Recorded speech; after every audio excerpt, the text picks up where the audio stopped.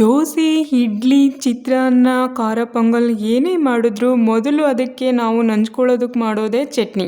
ಒಮ್ಮೆ ಈ ರೀತಿ ಚಟ್ನಿ ಮಾಡಿ ನೋಡಿ, ದೊಡ್ಡೋರಿಂದ ಪುಟ್ಟ ಮಕ್ಕಳವರೆಗೂ ತುಂಬಾನೇ ಇಷ್ಟಪಟ್ಟು ತಿನ್ನುವುದರ ಜೊತೆಗೆ ಮುಂಜಾನೆ ಮಾಡಿದ್ರೆ ಮುಸ್ಸಂಜೆವರೆಗೂ ಕೆಡದೇನೆ ರುಚಿಯಾಗಿ ಹಾಗೆ ಇರುತ್ತೆ. ಈ ಕೆಲವು ಟಿಪ್ಸ್ಗಳನ್ನ ನಾವು ಫಾಲೋ ಮಾಡಿದ್ರೆ ಸಾಕು.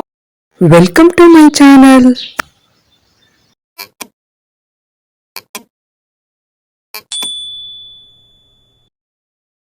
ಎಲ್ಲರಿಗೂ ನಮಸ್ಕಾರ.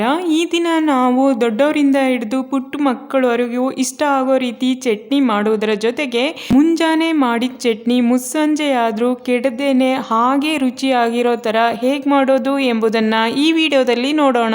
ಬಿಸಿಯಾದ ಬಾಂಡಲಿಗೆ ಸ್ವಲ್ಪ ಕುಕ್ಕಿಂಗ್ ಆಯಿಲ್ ಹಾಕಿ ಅದು ಚೆನ್ನಾಗಿ ಕಾದ ನಂತರ ಹಸಿ ಮೆಣಸಿನ್ಕಾಯಿ ಹಾಕಿ ಫ್ರೈ ಮಾಡ್ಕೋಬೇಕು. ಈ ರೀತಿ ಫ್ರೈ ಮಾಡಿ ಚಟ್ನಿ ಮಾಡುವುದರಿಂದ ಚಟ್ನಿ ತುಂಬಾ ಹೊತ್ತು ಹಾಗೆ ಇಟ್ಟರು ಕೆಡೋದಿಲ್ಲ.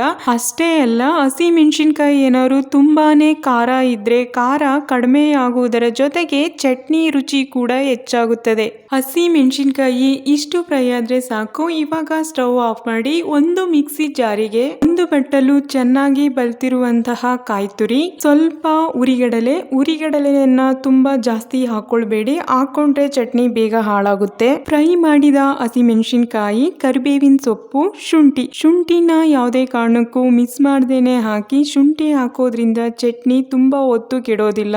5 ಎಸಳು ಬೆಳ್ಳುಳ್ಳಿ, ಸ್ವಲ್ಪ ಹುಣಸೆ ಹಣ್ಣನ್ನು ಅಷ್ಟೇ ತುಂಬಾ ಜಾಸ್ತಿ ಹಾಕೊಳ್ಳಕ್ ಹೋಗ್ಬೇಡಿ. ಕೊತ್ತಂಬರಿ ಸೊಪ್ಪು, ರುಚಿಗೆ ತಕ್ಕಷ್ಟು ಉಪ್ಪು, ಪುದೀನನು ಕೂಡ ಮಿಕ್ಸ್ ಮಾಡ್ದೇನೆ ಹಾಕಿ. ಪುದೀನ ಹಾಕೋದ್ರಿಂದ ಚಟ್ನಿ ಫ್ಲೇವರ್ ತುಂಬಾನೇ ಚೆನ್ನಾಗಿರುತ್ತೆ. ಸ್ವಲ್ಪ ನೀರು ಸೇರಿಸಿ ಚಟ್ನಿನ ಈ ರೀತಿ ರುಬ್ಕೊಂಡ್ರೆ ಆಯ್ತು. ಈ ಚಟ್ನಿಗೆ ಇವಾಗ ಒಗ್ಗರಣೆ ಮಾಡಿದ್ರೆ ಆಯ್ತು. ಇವಾಗ ಒಂದು ಬಿಸಿಯಾದ ಬಾಂಡಲಿಗೆ ಸ್ವಲ್ಪ ಕುಕ್ಕಿಂಗ್ ಆಯಿಲ್ ಹಾಕಿ ಅದು ಚೆನ್ನಾಗಿ ಕಾದ ನಂತರ ಸಾಸಿವೆ ಹಾಕಬೇಕು. ಸಾಸಿವೆ ಚೆನ್ನಾಗಿ ಸಿಡಿಯಲು ಪ್ರಾರಂಭಿಸಿದ ನಂತರ ಕರಿಬೇವಿನ ಸೊಪ್ಪು ಹಾಕಿ ಚೆನ್ನಾಗಿ ಫ್ರೈ ಮಾಡಿ ಚಟ್ನಿಗೆ ಹಾಕಿ ಮಿಕ್ಸ್ ಮಾಡಿದರೆ ರುಚಿಕರವಾದ ಚಟ್ನಿ ರೆಡಿ.